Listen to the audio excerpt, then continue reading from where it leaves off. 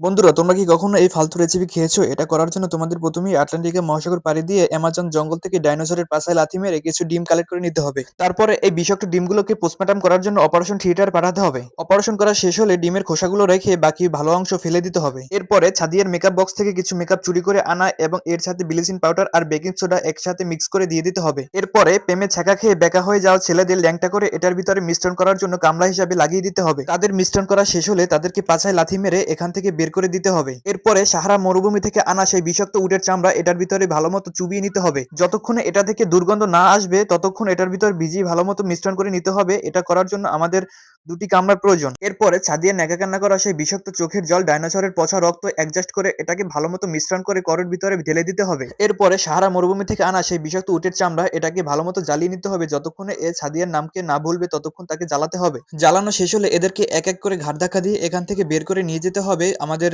সেই পার্সোনাল থিয়েটারে নিয়ে এসে এদের উপর ভালোভাবে পরীক্ষা নিরীক্ষা করে দেখতে হবে এরা কি ছাদিয়ার উপরে এখন আসক্ত আছে কিনা। এটা ভালোভাবে তদন্ত করে নিতে হবে আমাদের।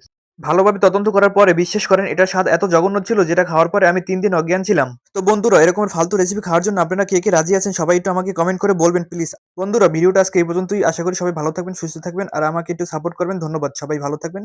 আল্লাহ হাফেজ।